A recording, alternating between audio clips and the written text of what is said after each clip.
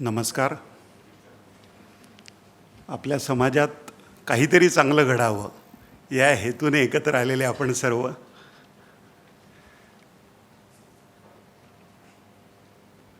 तुम्ही सूर्य कधी 5 मिनिट उशिरा उगवलेला पाहिलाय?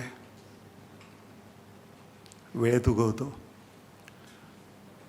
सूर्याभोवती पृथ्वी फिरते, पृथ्वीभोवती चंद्र फिरतो.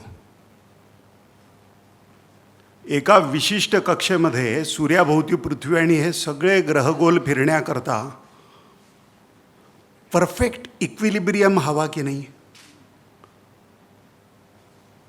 ज्या फोर्सने, ज्या शक्तीने या विशिष्ट वर्तुळामध्ये, लंबवर्तुळाकार कक्षेमध्ये या ग्रहांना फिरतं ठेवलं आहे, ती एनर्जी थोडी कमी झाली तर काय होईल? तुमचा मोबाईल जसा डिस्चार्ज होतो तसं झालं तर काय होईल? एकमेकावर आदळतील हे ग्रह, पृथ्वीवर चंद्र आदळेल. असं होतं का? लक्षावधी वर्षात असं झालं का? हे खूप दूरचं आहे. तुम्ही श्वास ठरवून घेता का की आपोआप चालतो? आईबाबांना सांगता का रात्री झोपताना पहा बरं माझा श्वास चालू आहे की नाही, अधूनमधून उठून पाहत जा? सांगता कधी? आपोआप चालतो. हे कोण करतं? जे शरीराकरता उत्तम आहे तो शाकाहार न घेता किंवा त्या शाकाहारात सुद्धा फास्ट फूड सारखे चित्रविचित्र प्रयोग तुम्ही करता का? तर ते तुम्हाला आवडतं. शरीराला योग्य आहे की अयोग्य आहे हा विचार न करता तुम्ही ते खाता आणि ते शरीर ते पचवतं.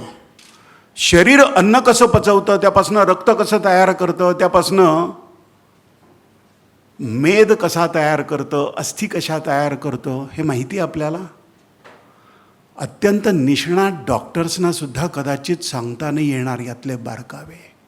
पण तुमचं शरीर हे सगळं करतं. आपोआप करतं की नाही?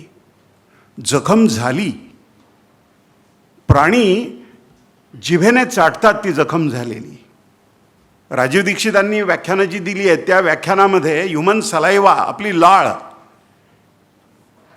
ही जगातलं सर्वोत्तम निर्जंतुकीकरण करणारं रसायन आहे. त्यांच्या जखमा बऱ्या होतात हे त्यांना उपजत प्रेरणांनी कळतं. काटेरी झाडं असतात बघा, बाभळीसारखी, बेलासारखी, मोठे मोठे काटे असतात असे. म्हणजे त्या झाडाच्या एखाद्या फांदीला तुमचा चुकून हात लागला तर तो अणकुचीदार काटा जो आहे तो तुमच्या मस्तकापर्यंत जाणवते तुम्हाला ती वेदना, कुठेही टोचला तर. अशा काटेरी झाडांवर पक्षी घरटी करतात. पक्ष्यांचे पंख किती नाजूक असतात. एखादा काटा लागला आणि पंख जर फाटला तर ते जगूच शकणार नाहीत. बरोबर आहे की नाही?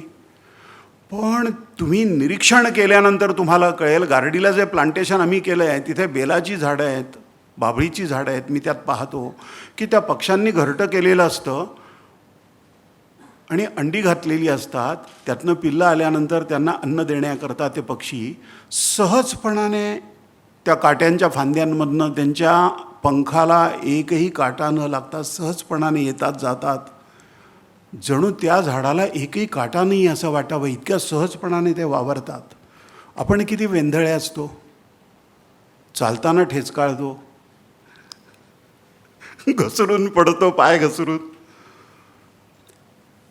आपल्याला प्रकृती क्षणाक्षणाला शिकवते. तुमचं स्वतःचं शरीर शिकवेल. फक्त आपण पाहिलं पाहिजे आहे, निरीक्षण केलं पाहिजे आहे. कर्तव्य आणि ज्ञान हा विषय केंद्रबिंदू धरून आपण जे कार्य करता आहात त्याच्याशी सुसंगत 1-2 उदाहरणं आपल्याला सांगावी असं मला वाटतं. मी तुम्हाला सांगतो, ही प्रत्यक्ष घटना एक 20-22 वर्षापूर्वीची आहे. आमचे एक मित्र, मोठ्या हुद्द्यावर, मोठ्या पदावर काम करणारे, हुशार, त्यांचा मुलगा 10वीला होता आणि 10वीला गणिताचा पेपर अवघड गेला होता. आणि गणिताचा पेपर अवघड गेल्यानंतर चांगले मार्क्स जर नाही मिळाले तर सायन्सला ॲडमिशन नाही मिळणार, सायन्सला नाही मिळालं तर डोक्यातलं इंजिनिअरिंग त्याला जाता नाही येणार. गणित अवघडच जायचं त्या मुलाला. मग पेपर झाल्यानंतर 10वीची परीक्षा बोर्डाची झाल्यानंतर गणिताचा पेपर खूप अवघड गेला होता. यांना माहिती होतं की मुलगा नापासच होण्याची शक्यता आहे. मग या गृहस्थांनी आपल्या पदाचा अधिकार वापरून याची माहिती काढली की इथले 10वीचे बोर्डाचे गणिताचे पेपर कुठे तपासायला जाणार आहेत. मग त्यांना कळलं की कोकणातल्या एका छोट्या गावात ते पेपर तपासायला गेलेले आहेत. हे गृहस्थ कार घेऊन आपल्या मुलाला बरोबर घेऊन, आपल्या एका मित्राला बरोबर घेऊन, की जो चतुर आहे, असे चतुर लोक खूप असतात समाजात, त्याला घेऊन गेले तिथे. आणि घेऊन गेल्यानंतर ते शिक्षक, त्यांचं छोटंसं कौलारू घर होतं, छानपैकी साधं. कोकणातली घरं असतात ना, आजूबाजूला नारळी पोफळी वगैरे, असं छान रम्य वातावरणात ते राहायचं. साधं घर. तिथे गाडी नेऊन थांबवली आणि चौकशी केली की हे सर इथेच राहतात का? म्हणे हो. मग सरांनी बोलवलं आत, या ना म्हणे, कोण तुम्ही, काय काम होतं? मग ते म्हणाले की 10वीचे बोर्डाचे गणिताचे पेपर आमच्या गावातले तुमच्याकडे तपासायला आलेत असं मला कळलं. ते म्हणे हो खरं आहे, त्या गठ्ठ्यावर लिहिलं होतं की कुठले पेपर्स आहेत. म्हणे खरं आहे. मग म्हणे माझ्या मुलाचा हा नंबर आहे, तर त्याचा पेपर पाहता येईल का आपल्याला? हो म्हणे पाहता येईल ना.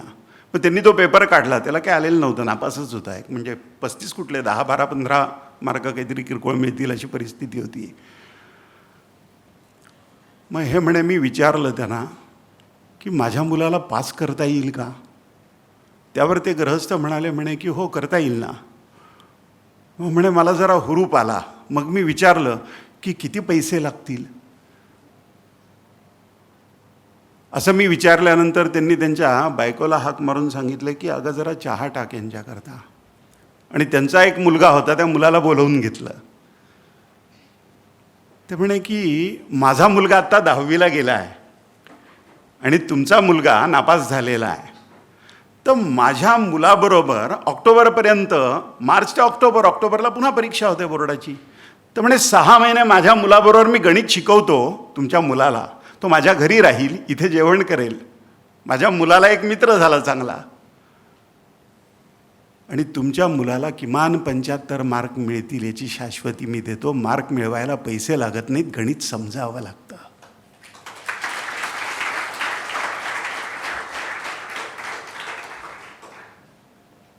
मुलगा 6 महिने राहील की नाही माहिती नाही. लाडावलेल्या बापाला एवढा भरोसा नाही वाटत. जी मुलं लाडावलेली असतात त्यांच्या आईवडिलांना त्यांचा भरोसा नाही वाटत. हे गृहस्थ त्याला परत घेऊन आले आणि माझ्याशी बोलताना मला म्हणाले, अभय, जोपर्यंत या भारतामध्ये पैसे घेऊन कुणालाही पास करणार नाही असा निग्रह असणारा एक शिक्षक जिवंत आहे ना, तोपर्यंत भारत जिवंत आहे.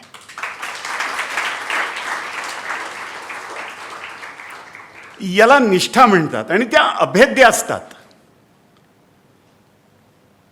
सुभाष बाबू ज्यावेळेला आझाद हिंद फौजेकरता निधी मागत होते लोकांकडे, सिंगापूरला वगैरे, तिथे पुष्कळ भारतीय लोक होते आणि तिकडे गेले. ते सिंगापूरला गेले, ब्रह्मदेशात गेले. तिकडचे धनिक भारतीय लोक उभे राहिले आणि त्यांनी खूप स्वागत केलं त्यांचं. आणि सुभाष बाबूंनी संपत्ती किती कोण देऊ शकेल असं विचारलं. त्यावेळेला तिथला सगळ्यात श्रीमंत मनुष्य, त्याच्याकडे लोकांनी अपेक्षेने बघितलं आणि त्या गृहस्थांनी सांगितलं, तो त्या काळात अब्जाधीश वगैरे असा मनुष्य होता. आणि सुभाष बाबूंना त्याने सांगितलं की माझ्या संपत्तीपैकी 10% संपत्ती मी देईन या कार्याकरता, आझाद हिंद फौजेकरता. ती 10% संपत्तीसुद्धा फार झाली. त्यावेळेला सुभाष बाबू असं म्हणाले की आझाद हिंद फौजेमध्ये लढणारे जे जवान आहेत त्यांना मी असं सांगेन की तुमचं सगळं आयुष्य धोक्यात घालू नका, पणाला लावू नका, 10% प्रयत्न करा लढण्याचे. म्हणे लढणं 100% असेल तर समर्पण 100% लागतं. सत्य एकतर 100% असतं नाही तर नसतं. खरं असेल नाही तर नसेल. त्यात टक्केवारी कशी आली? हे संभवत नाही. मानवी बुद्धी फार चतुर आहे. ती पटकन स्वतःला मिसगाईड करते. शेवाळलेले दगड असतात ना, त्यावर तुम्हाला उभं राहता येत नाही. तसं सत्य या अधिष्ठानावर मनुष्याला उभं राहता येऊ नये इतक्या निसरड्या पायावर मनुष्य उभा राहतो. सहज तडजोड करतो तो. किती तडजोडी करतो आणि किती दुर्लक्ष करतो आपल्या कर्तव्याकडे, आणि त्याची समाज किती किंमत मोजतो. कर्तव्याचं पालन करणाऱ्या शिक्षकाबद्दल मी आपल्याला सांगितलं. कर्तव्याचं योग्य पालन न करणारा मनुष्य समाजाला किती किंमत मोजायला लावू शकतो, याची 2 उदाहरणं मी तुम्हाला देतो. एक उदाहरण आहे, तुम्ही पुण्याला रस्त्याने जाऊन बघितलं असेल, शिरवळ ओलांडल्यानंतर मोठीच्या मोठी नदी आहे आणि पूल आहे त्या नदीवर. त्या दुसऱ्या पुलाचं काम चालू होतं त्यावेळेला, कन्स्ट्रक्शनचं. त्यावेळेला घडलेली ती घटना आहे. पुण्याहून 4 सॉफ्टवेअर इंजिनियर्स, त्यापैकी 1 मुलगी आणि 3 मुलं एका कंपनीत काम करणारे. सुट्टी होती 2-3 दिवस, आणि ती मुलगी कोल्हापूरची का बेळगावची होती, आणि ती मुलं पुढे बेंगलोरला जाणार होती. आणि कारने चालले होते. ते एका कंपनीत काम करणारे कलीग होते, मित्र होते चांगले. त्या शिरवळच्या पुलाचं बांधकाम चालू होतं. त्यावेळेला त्या बांधकामाचा राडारोडा वगैरे पडलेला होता रस्त्यावर, आणि पर्यायी मार्ग असा म्हणून एक बोर्ड दाखवला होता. ॲरो होता त्यावर, असा बाण केलेला होता. पर्यायी मार्ग म्हणून तो बोर्ड लावलेला तो जो ॲरो होता ना, बाण होता, त्या बाणाची जी दिशा होती ती दिशा त्या कर्मचाऱ्याने योग्य ठेवली नाही, किंवा तो बोर्ड सरकला, काय झालं माहिती नाही. पण एका बाजूला जुना पूल आणि दुसऱ्या बाजूला नवीन पूल, या दोन्हीच्या गॅपमध्ये नदीच्या पात्रामध्ये जाणारा जो मोकळा पॅसेज होता, त्या पॅसेजच्या दिशेने त्या बाण चुकून होता. आणि रात्री 10:30-11ची वेळ असेल, तो ड्रायव्हिंग करणारा तरुण मुलगा त्या बाणाच्या दिशेने त्याने कार नेल्यानंतर ती कार पाण्यामध्ये गेली. पाण्यामध्ये गुदमरून 4च्या 4 तरुण मुलं मारली गेली. त्यांचे फोन लागेनात. आईवडील हताश, फोन करून कंटाळले, थकले. मोबाईलची लोकेशन्स पहा म्हणाले. आणि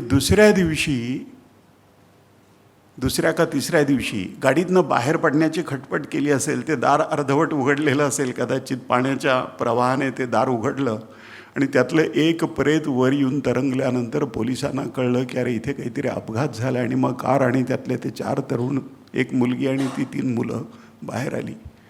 एका मनुष्याने रस्त्यावर फक्त पर्यायी मार्ग म्हणून असलेल्या बोर्डची दिशा योग्य न दाखवल्यामुळे त्या 4 कुटुंबांनी जन्मात विसरता येणार नाही या पद्धतीची जखम आणि त्याचं दुःख अनुभवलं. हे कर्तव्याचं महत्त्व आहे मानवी जीवनातलं. स्वामी विवेकानंद म्हणतात की तुमची एक छोटीशी सकारात्मक कृती या जगाला त्या प्रमाणात सकारात्मक करते, आणि तुमची एक नकारात्मक कृती या जगाला त्या प्रमाणात नकारात्मक करते. या जगामध्ये आपण लक्ष ठेवावं असं सर्वाधिक काही जर असेल तर ते आपण स्वतःच आहोत. तुमच्यापैकी किती लोक स्वतःचे कपडे स्वतः धुतात?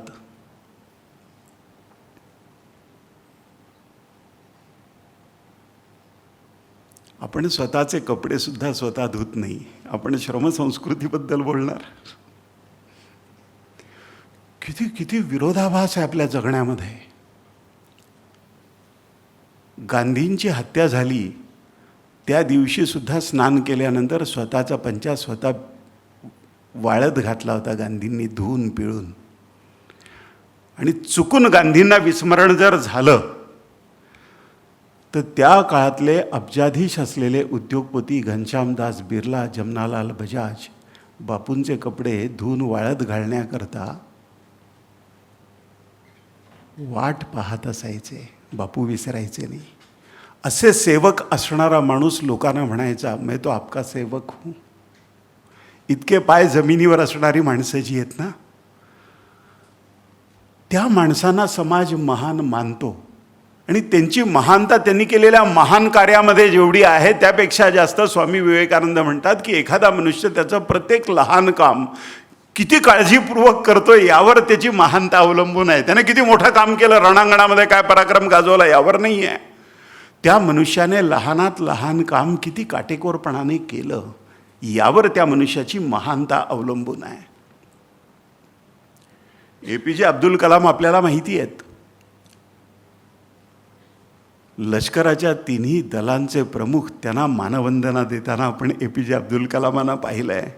जगाच्या पाठीवरच्या अनेक मोठ्या मोठ्या व्यासपीठांवर सन्मानित होताना APJ अब्दुल कलामांना आपण पाहिलं आहे. पण दिल्लीतल्या हॉटेल अशोकामध्ये विक्रम साराभाईंनी एका प्रोजेक्टवर चर्चा करण्याकरता त्यांना दिलेली वेळ रात्री 12 नंतरची होती आणि ज्या मुद्द्यांवर चर्चा करायची आहे त्या मुद्द्यांचं टिपण घेऊन त्याच्या अर्धा तास पाऊण तास अगोदर हॉटेल अशोकाच्या त्यांच्या रूमच्या लॉबीच्या बाहेर APJ अब्दुल कलाम ते वाचत बसले होते आणि येरझारा घालायचे ती फाईल मिटून, परत डोळे मिटून बसायचे. आपल्याला जे बोलायचं आहे ते एक 20 मिनिटात बोलायचं आहे. आपल्याला 20 मिनिटात महत्त्वाच्या मुद्द्यांवर आपल्याला बोलता येईल का, विक्रम साराभाईंचा रिस्पॉन्स, त्यांचा प्रतिसाद काय असेल आणि आपल्याला ते होकार देतील का, या पद्धतीचा निर्णय घेण्याकरता या पद्धतीचा सस्पेन्स परीक्षेमध्ये, हॉलमध्ये, परीक्षेच्या वर्गामध्ये जाण्याच्या अगोदर विद्यार्थ्याची जी अवस्था असते ती अवस्था भारतातल्या निष्णात वैज्ञानिकांमध्ये ज्यांची गणना होते त्या APJ अब्दुल कलामांची असलेली ती अवस्था आपल्यापैकी किती लोकांना माहिती आहे? माहिती नाही आहे आम्हाला. आम्ही चांगलं असण्यापेक्षा चांगलं दिसण्याचा प्रयत्न करणारे लोक आहोत दुर्दैवाने. विज्ञान भवनातल्या एका कार्यक्रमामध्ये APJ अब्दुल कलाम, राष्ट्रपती म्हणजे त्यांचा प्रोटोकॉल असतो सगळा. राष्ट्रपतींनी कुठे जायचं तर त्याचा प्रोटोकॉल गव्हर्नमेंटतर्फे दिला जातो अगोदर. त्या ठिकाणच्या सरकारी कार्यालयांपासून सगळ्या यंत्रणेला, ती सगळी यंत्रणा त्याकरता राबते. प्रोटोकॉल पाळावा लागतो तुम्हाला तो. असे APJ अब्दुल कलाम त्या विज्ञान भवनातल्या कार्यक्रमातनं, स्टेजवरनं कार्यक्रम त्यांचं बोलणं झाल्यानंतर त्यांना दुसऱ्या एका कार्यक्रमाला जायचं होतं आणि म्हणून ते स्टेजवरनं उतरले आणि अचानक एका विद्यार्थ्याने समोर उभं राहून एक प्रश्न विचारला. भारताचे महाअधिमहिम राष्ट्रपती, ते स्टेज असं उंच होतं कमरेच्या उंचीचं, त्या स्टेजवर आपण कट्ट्यावर जसं बसतो ना सहज, त्याप्रमाणे APJ अब्दुल कलाम कट्ट्यावर बसल्यासारखे त्या स्टेजवर सहज बसले. अनौपचारिक, कुठली औपचारिकता नाही आहे. लोक असे इस्त्री केल्यासारखे वागतात बघा. पाहतानाही असं पाहतील जणू माझ्याकडे कोण पाहतंय त्याप्रमाणे मी बघायला हवं. काय भयंकर आहे हा प्रकार. अंतर्बाह्य एकरूप असणं जे आहे ना, ती स्वाभाविकता आहे. कशासाठी नाटक करावं लागेल आम्हाला? त्या कट्ट्यावर बसल्यासारखे APJ अब्दुल कलाम सहजपणाने तिथे बसले. लगेच एकाने माईक आणून दिला त्यांना. APJ अब्दुल कलामांनी सांगितलं की त्याला तो माईक द्या, म्हणजे तो काय बोलेल हे विचारायचं आहे त्याला, हे मला कळेल. मग त्या मुलाने काहीतरी प्रश्न विचारला आणि मग माईक APJ अब्दुल कलामांनी हातात घेतला आणि APJ अब्दुल कलामांनी त्याच्या प्रश्नाचं उत्तर दिलं. आणि ते उत्तर दिल्यानंतर APJ अब्दुल कलाम असं म्हणतात त्याला की मित्रा, तुझ्या प्रश्नाचं मला उत्तर देता आलं याचं मला समाधान आहे, पण कदाचित असाही प्रश्न तू विचारू शकला असतास की ज्याचं उत्तर मला देता आलं नसतं आणि तुला आणि मला दोघांनाही त्या प्रश्नाचं उत्तर शोधावं लागलं असतं. मनुष्य सर्वज्ञ असत नाही कधी. ही मूलभूत जिज्ञासा जी आहे, ही मूलभूत जिज्ञासा अत्यंत महत्त्वाची आहे. कित्येक लोक उतार वयामध्ये मूलभूत जिज्ञासा सांभाळतात. तुमच्यापैकी कुणी इंजिनिअरिंगला जातील, इंजिनिअरिंगच्या क्षेत्रामध्ये काम करणारे, आर्किटेक्चरच्या क्षेत्रामध्ये काम करणारे प्रमोदजी इथे आहेत.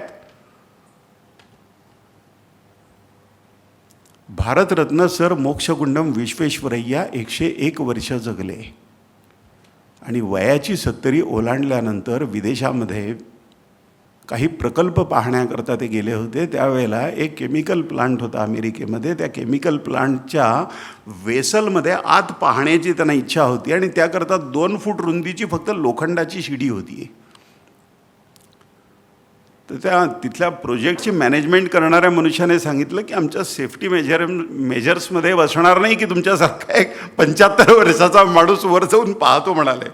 ते म्हणाले तुम्ही त्याची काळजी करू नका, पण मला पाहायचं आहे की कसं फंक्शनिंग होतं, ती केमिकल्स कशी मिसळतात. एवढं मोठं उंच 60-70 फूट उंचीचं ते व्हेसल होतं मेटॅलिक.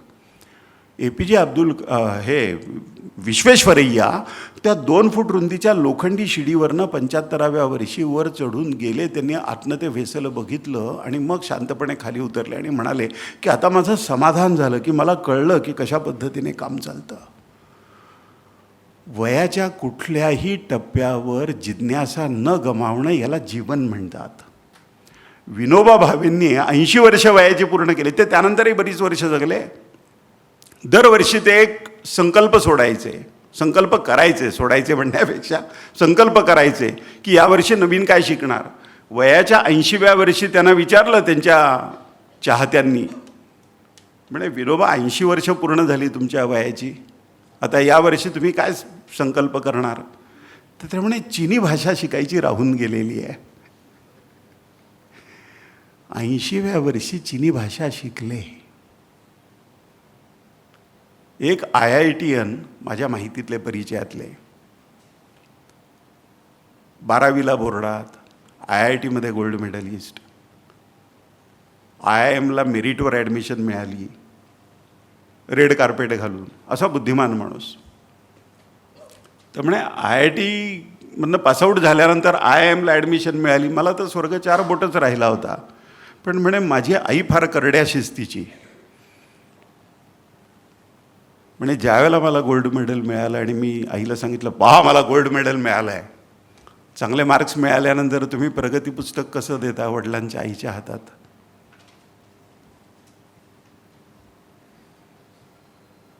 कमी मार्क्स असले तर नम्रतेने त्यांच्या हातात ठेवता, आहे ना, घाबरत. आणि वर्गात पहिला वगैरे आला असेल तर मग काय असं फेकता आणि आईला सांगता की बाबा आले की दाखवते ना, म्हणजे काय पराक्रम मी केला आहे असा म्हणे भाव माझ्या चेहऱ्यावर होता. गोल्ड मेडल घेऊन मी ज्यावेळेला घरी आलो त्यावेळेला वडील लहानपणी गेलेले, आईने वाढवलं आहे भावंडांना. म्हणे मी आईला असं सांगितल्यानंतर आईने मला विचारलं की अरे दिलीप, गेल्या वर्षी कोण पहिलं आलं होतं IITमध्ये. तर म्हणे मला माहिती नाही आहे. म्हणे IIMमध्ये कोण पहिला आला होता विद्यार्थी. म्हणे मला माहिती नाही आहे. म्हणे तसंच जग तुझी दखल घेणार नाही. आभाळाला हात पोचल्यासारखा वागू नको.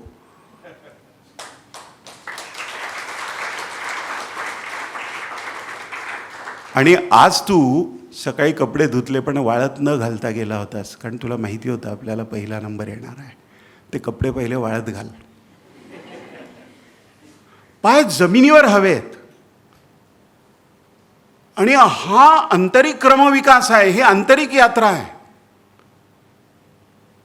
जॉर्ज कार्व्हरचं पुस्तक वाचा, वीणा गवाणकरांनी लिहिलेलं. वनस्पतींवर मनापासून प्रेम करणारा माणूस, उत्कटतेने प्रेम करणारा माणूस, प्रकृतीचं निरीक्षण करणारा माणूस, अमेरिकेच्या इकॉनॉमीमध्ये बरीच मोठी भर ज्याच्या संशोधनामुळे पडली असा मोठा माणूस.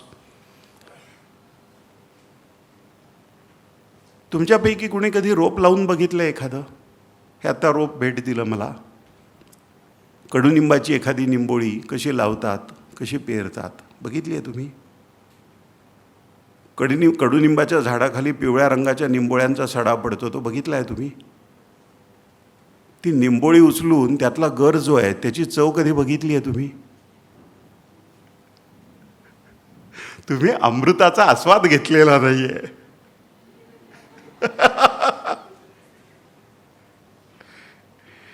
कडुनिंबाच्या झाडाखाली आता ऋतुचक्र बदलत चाललेलं आहे. पूर्वी मे महिन्यामध्ये निंबोळ्यांचा सडा पडलेला असायचा. आता ऋतुचक्र पुढे गेलं त्यामुळे निंबोळ्यांचा सडा पडायला आता जून जुलै अखेरीस पडतो तो सडा.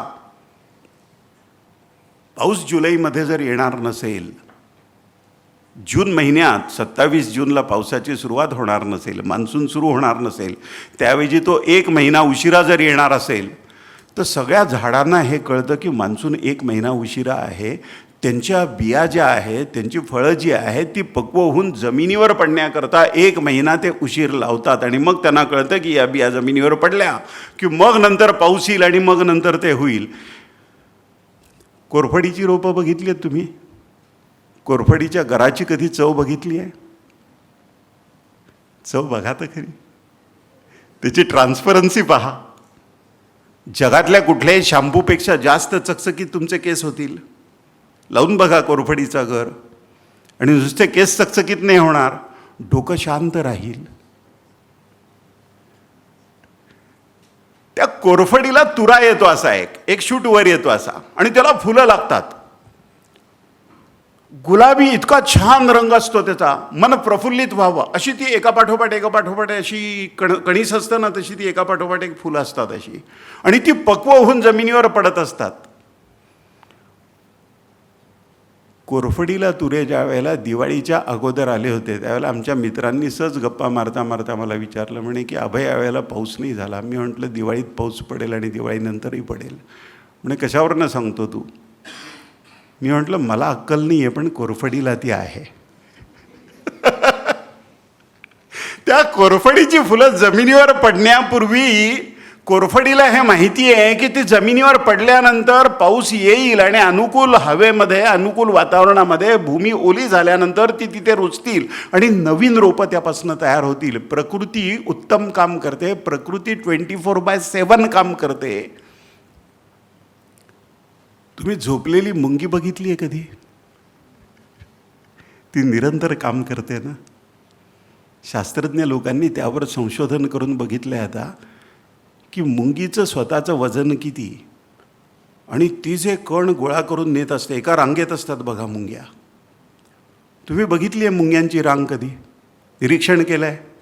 समोरासमोरने येणाऱ्या मुंग्या ज्या आहेत, अगदी डोक्याला डोकं लावून क्षणभर त्या स्पर्श करतात आणि मग पुढे जातात. आपलं घरातल्या लोकांचं तरी त्या मुंग्याने एवढं कम्युनिकेशन एकमेकाशी आहे का? हां, त्यांचं कम्युनिकेशन किती आश्चर्यकारक आहे. एक क्षणभर त्या एकमेकांना स्पर्श करतात, डोक्याला डोकं लावतात. त्यावेळेला ते काय कम्युनिकेट करत असतील, काय सांगत असतील? एक रांग त्यांनी जिथे घर केलेलं आहे तिकडनं येणारी आहे, आणि दुसरी रांग तिथे काय लागणार आहे. पावसाळ्यामध्ये आपल्याला बाहेर पडता नाही येणार, पाऊस पडल्यानंतर. तर पावसाळ्यामध्ये आपल्याला काय अन्न लागणार आहे ते साठवून ठेवायची, आणि त्याकरता ते अन्नाचे कण गोळा करून आणणारी दुसरी रांग आहे. ते कसे कम्युनिकेट करत असतील?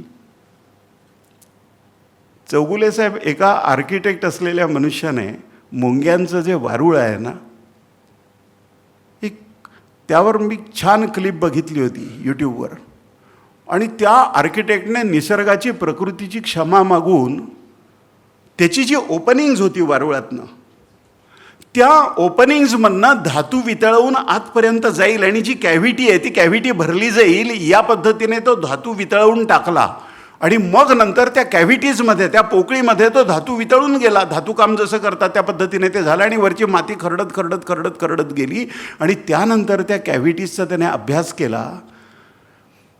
आपले लोक टाउन प्लॅनिंग कागदावरचं करतात ना, ते टाउन प्लॅनिंग प्रत्यक्ष होतं.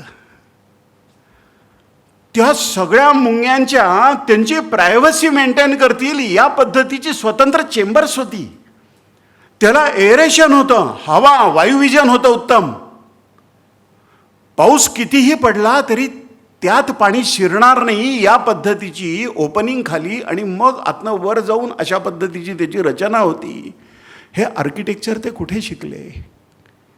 आणि त्याच्याशी प्रामाणिक लक्षावधी वर्ष ते राहिलेत. आपण प्लॅनिंग एक करतो, बांधकाम दुसरंच करतो. या बिल्डिंगमधनं त्या बिल्डिंगमध्ये एकमेकांशी हस्तांदोलन करण्या इतके प्रेमळ आपले संबंध नसतानासुद्धा इतकी साईड मार्जिन्स आपण कन्झ्युम करतो. महाभयंकर लोक आहोत आपण. आणि एखाद्या मनुष्याने, आर्किटेक्टने जर सांगितलं, समजा चौगुले साहेबांनी, की हे बघा मी जसा प्लॅन काढला आहे त्याचप्रमाणे बांधकाम होईल आणि त्यात 1 इंचभरसुद्धा बदल होणार नाही, मी याप्रमाणे बिल्डिंग परमिशन घेतली आहे, असंच ऑक्युपन्सी मी घेणार, असं जर ठणकावून सांगितलं एखाद्या आर्किटेक्टने,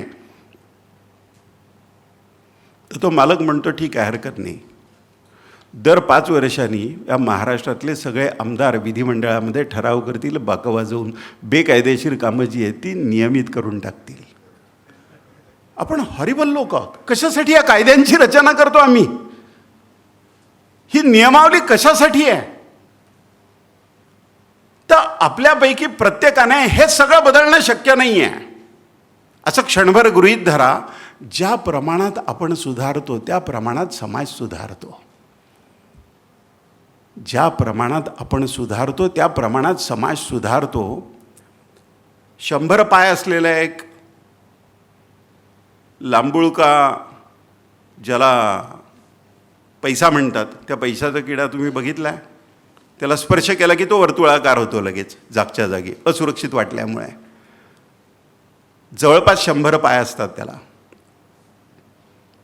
एका तत्त्वज्ञाने असं म्हटलं, तत्त्वज्ञ मनुष्याने असं म्हटलं युरोपमधल्या, की हा जो सेंटिपेड आहे 100 पाय असलेला, हा जो कृमी आहे, कीटक आहे, काही म्हणा तुम्ही त्याला, तो जर असा विचार करेन की मी पहिला पाऊल कुठलं उचलतो, मग दुसरं पाऊल कुठलं उचलतो, मग त्यानंतर माझा कुठला पाय उचलतो, त्यानंतर चौथा पाय कुठला उचलतो, म्हणे असा जर विचार तो करायला लागला तर त्याचं चालणंच बंद होईल.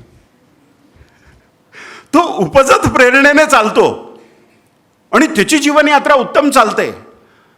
तर विचार आणि कृती यामध्ये विवेकानंदांचं मत ग्राह्य म्हणायला हरकत नाही, कारण त्यांची महानता जगाने स्वीकारलेली आहे. स्वामी विवेकानंद म्हणतात,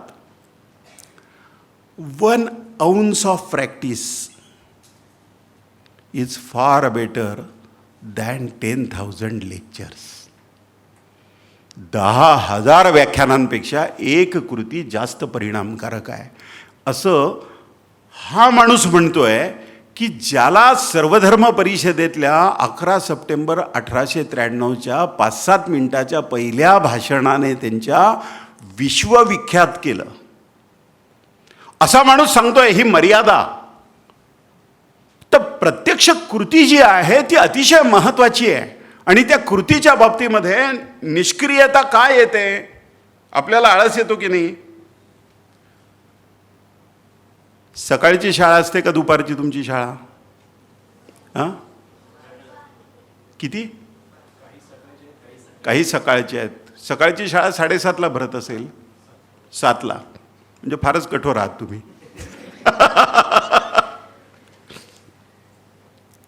झोपेतनं जागं झाल्यानंतर, पूर्ण जाग आल्यानंतर त्याच अवस्थेत पडून राहण्याचा आनंद जो आहे त्यापुढे स्वर्गही तुच्छ आहे की नाही?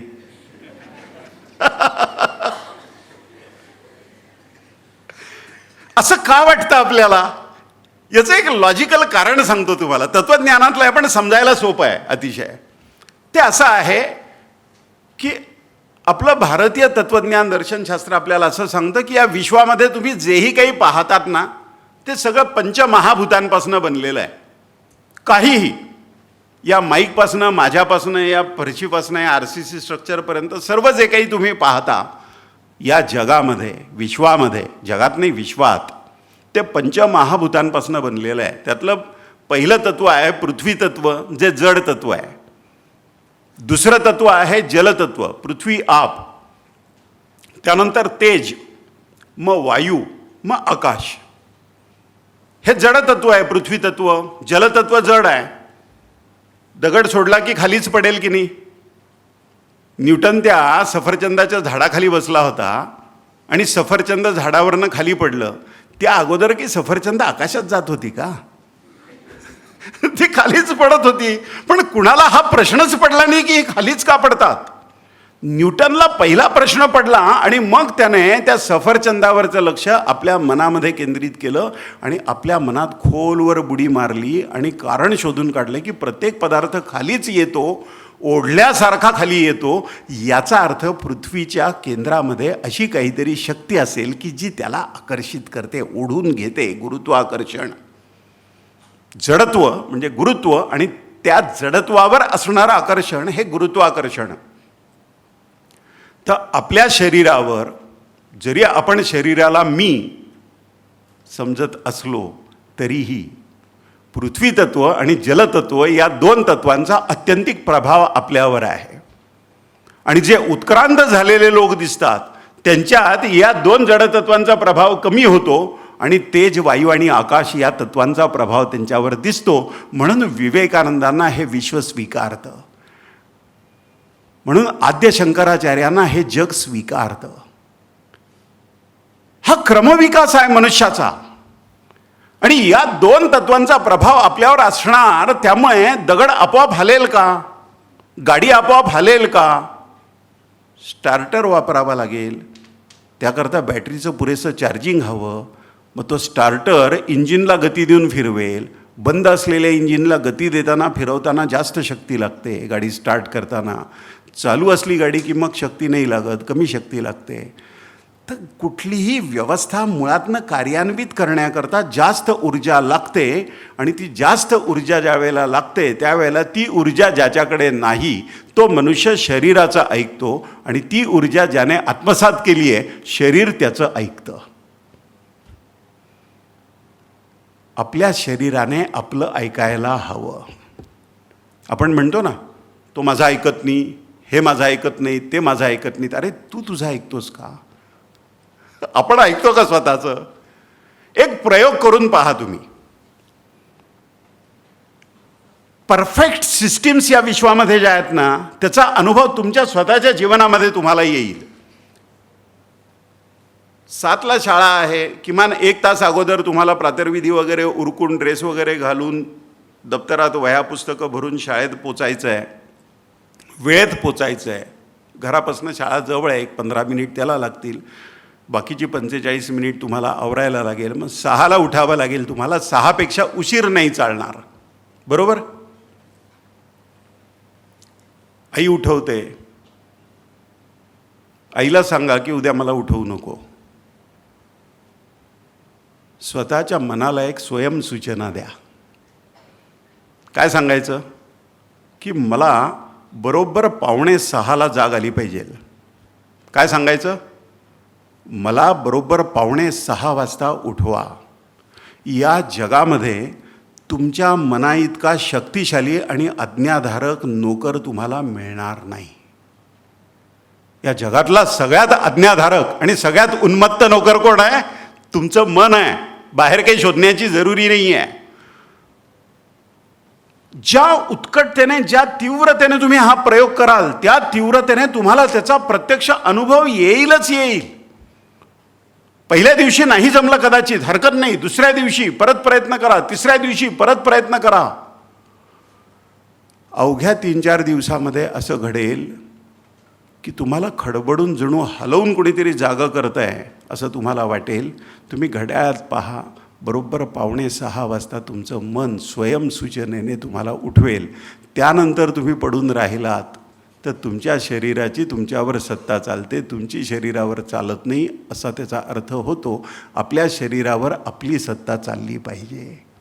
शरीरावर मनाची सत्ता चालली पाहिजे, मनावर बुद्धीची सत्ता चालली पाहिजे आणि बुद्धीवर तुमची म्हणजे आत्मतत्वाची सत्ता चालायला हवी. याला क्रमविकास म्हणतात. आपला क्रमविकास किती झाला आहे यावर अमेरिकन लोक ज्यावेळेला विवेकानंदांना म्हणाले, थिअरी ऑफ इव्होल्युशन डार्विनने मांडलेली, त्या थिअरी ऑफ इव्होल्युशनवर तुम्हालाही शिकवलं असेल डार्विनचा सिद्धांत आहे की नाही. तर विवेकानंदांना अमेरिकन मनुष्याने विचारलं, पहा किती इव्होल्युशन केलेली आम्ही. त्यावेळेला विवेकानंद म्हणाले, बारकाईने ऐका आहे. विवेकानंद म्हणाले, there is evolution in science and technology. विज्ञान आणि तंत्रज्ञानामधली इव्होल्युशन, त्यातली उत्क्रांती मी इथे पाहतोय अमेरिकेत. पण as far as human beings are concern, जिथे मनुष्याचा संबंध आहे तिथे तुम्हाला राग येईल कदाचित मी बोललो तरी, पण राग आलाच पाहिजे असं मी बोलणार आहे. आणि ते म्हणाले की माझ्या दृष्टीने तुम्ही फक्त कपडे घालणारे पशु आहात. किती भयंकर वाटतं आहे ऐकायला. विवेकानंदांचे गुरु भगवान रामकृष्ण परमहंस त्यांनी एक दृष्टांत दिला आहे. तो दृष्टांत असा आहे, कुत्र्याची पिल्लं खेळताना पाहता ना तुम्ही, एकमेकाच्या अंगावर उड्या मारतात, खोटं खोटं चावल्यासारखं करतात, गोल गोल गोल गोल फिरतात, एकमेकाचा पाठलाग करतात. असं खूप गमतीने मजेने चाललेलं असतं सगळं. ते पाहूनच तुम्ही खुश होता की या कुत्र्याच्या पिल्लांचं एकमेकांवर किती प्रेम आहे. रामकृष्ण परमहंस म्हणतात की एखादा पोळीचा किंवा भाकरीचा तुकडा त्यांच्या पुढे टाका. काही क्षणांपूर्वी एकमेकांबद्दल प्रेम ओतू जाणारी ती कुत्र्याची पिल्लं दातोट खाऊन तो घास मलाच खाता यावा याकरता एकमेकावर धावून जातील. अशा प्रेमाला प्रेम नाही म्हणतायत. उत्क्रांत झाला माणूस तर त्याला प्रेमाचा अनुभव घेता येतो. तुम्हाला आवडणारा पदार्थ खाताना तुम्हाला आनंद मिळतो की नाही? तुम्हाला शिरा आवडत असेल, आईने शिरा केला तर तुमच्या चेहऱ्यावर आनंद असतो की नाही? तुमच्या भावाला, दादाला बासुंदी आवडते, आईने बासुंदी केली तर त्याचा चेहरा फुललेला असतो की नाही अगदी, की आज बासुंदी आहे. ज्याला जे आवडतं ते मिळाल्यामुळे त्याच्या चेहऱ्यावर जो आनंद दिसतो त्यापेक्षा जास्त आनंद तो खात असताना आईच्या चेहऱ्यावर का दिसतो?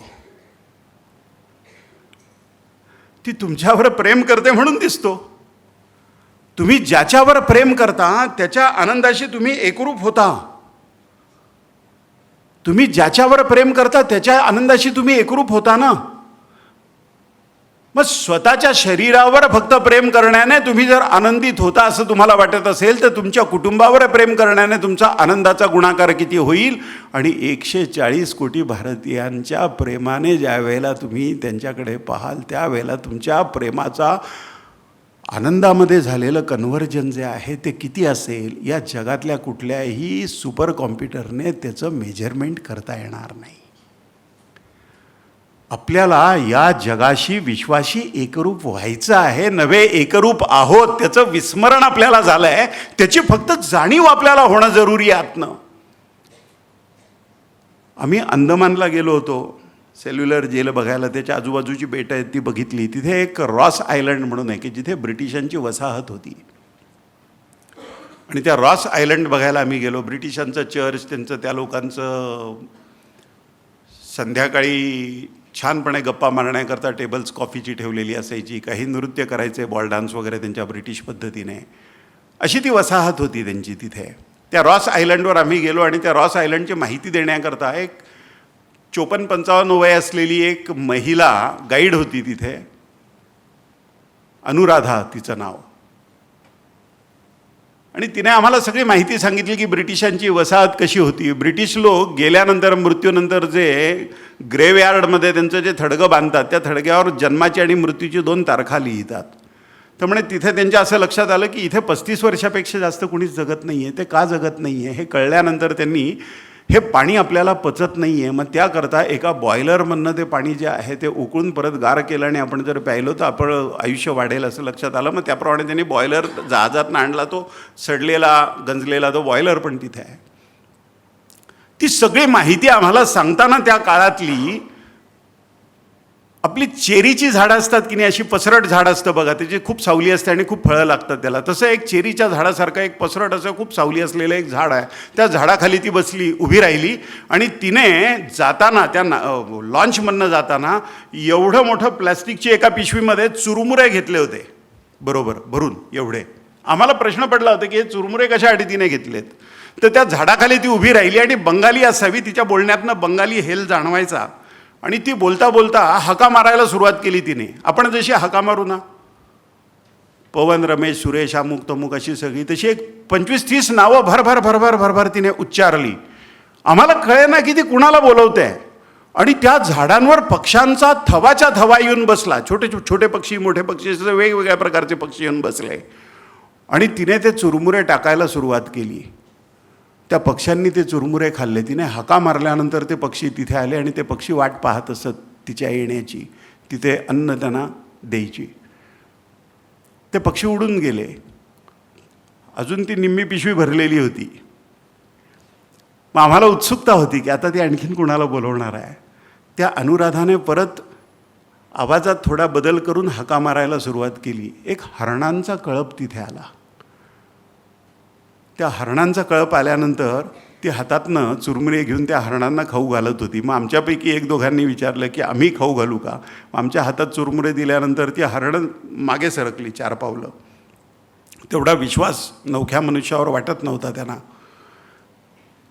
त्या अनुराधाने तिच्या मातृभाषेमध्ये असं सांगितलं की हे आपले पाहुणे आहेत की नाही, त्यांच्या हातून तुम्ही चुरमुरे खाल्ले नाही तर त्यांना वाईट वाटेल की नाही. असं तिने सांगितल्यानंतर तो चुरमुरे आमच्या हातातले त्या हरणांनी पुढे येऊन खायला सुरुवात केली. आणि एक हरिणी होती, त्या हरिणीला तिने सांगितलं की अगं तुझं पिल्लू नाही आणलं बरोबर. असं विचारल्यावर ती हरिणी गेली आणि तिच्याबरोबर एक छोटंसं पिल्लू सावकाश चालत चालत चालत तिच्याबरोबर आलं.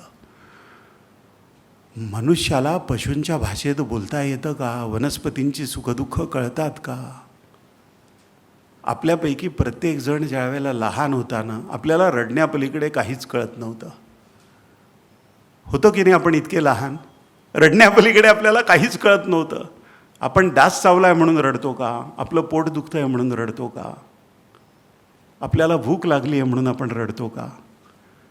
याचं आकलन आपल्यापैकी प्रत्येक आईला असतं, कारण आईची नाळ आपल्याशी जोडलेली असते. तिला कळतं की का बाळ रडतं आहे. ही नाळ जोडलेली असणं महत्त्वाचं, आणि ते संस्काराने होतं, उपजत प्रेरणांनी पण होतं. आपल्या बाळावर प्रेम करा याकरता क्लासेस अटेंड करा, असा कुठे क्लास बघितला आहे तुम्ही? हां, आईला असं शिकवणारा की आता बाळावर कसं प्रेम करावं, आता तुम्हाला बाळ होणार आहे की नाही. गर्भाचे आवडी मातेचा डोहळा, जन्माला तर मूल नंतर येईल, ते गर्भामध्ये उदरामध्ये असताना त्या बाळाची जी आवड आहे तशी आवड ती आई अनुभवते प्रत्यक्ष. हे मनाने एकरूप होणं आहे, हे मनाने जोडणं आहे एकमेकाशी. इथे खानापूरला आमचे डॉक्टर शीतल नरदे म्हणून आमचे मित्र आहेत डॉक्टर, त्यांच्याकडे एक अल्सेशियन कुत्रा त्यांनी पाळलेला होता, जर्मन शेफर्ड, चांगला मोठा, म्हणजे असे दोन पायावर उभा राहिला आणि वरचे दोन पाय जर केले तर ते खांद्यावर ठेवतील आणि त्याचा जबडा आपल्या समोर येईल, इतका उंच आणि मोठा दणदणीत होता तो. त्यांच्या त्या कन्सल्टिंग रूममध्ये जाऊन बसलं की अनोळखी माणूस आला की त्यांच्या खुर्चीखाली तो रॅम्बो बसलेला असायचा, रॅम्बो त्याचं नाव. आणि त्याला त्याच्या स्वतःच्या शक्तीची पूर्ण जाणीव होती. त्याला भुंकावं नाही लागायचं, तो नुसता गुरगुरायचा. आणि त्याचं गुरगुरणं इतकं भयंकर असायचं की तुमचं पाणी पाणी होईल. तो असा त्यांच्या खुर्चीखाली बसायचा आणि आलेल्या नवख्या माणसाकडे बघायचा आणि गुरगुरायचा, तोंडातल्या तोंडात, तोंड न उघडता. त्याच्यानेही तो घाबरायचा.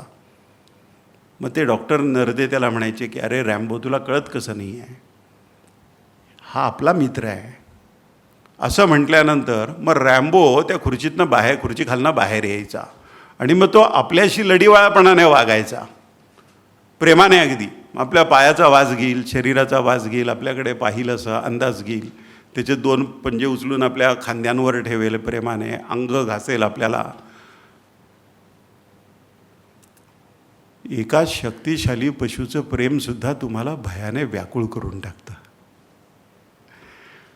पण इतकी शक्ती असणाऱ्या त्या रॅम्बोला, अरे रॅम्बो हा आपला आहे हे म्हटल्यानंतर तुमच्याबद्दल त्याच्या मालकावर विश्वास आहे म्हणून प्रेम वाटावं.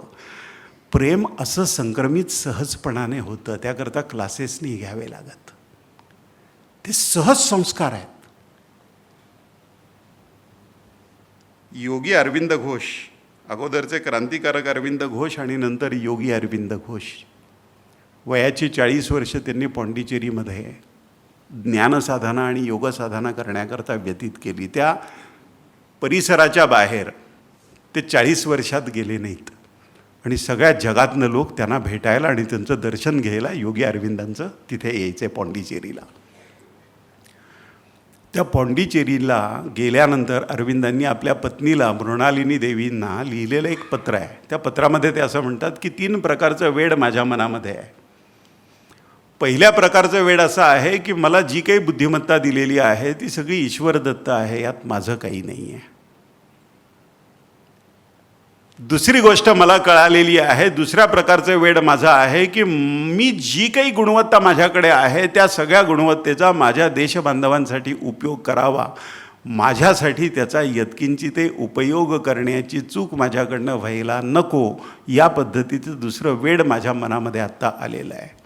आणि तिसरं जे वेड त्यांच्या मनामध्ये आहे असं योगी अरविंद घोष म्हणतात ते असं आहे की उत्तरेच्या हिमालयापासून दक्षिण महासागरापर्यंत भारतभूमी जी आहे ते भारतभूमी हे माझ्या भारत मातेचं प्रत्यक्ष सचेतन शरीर आहे.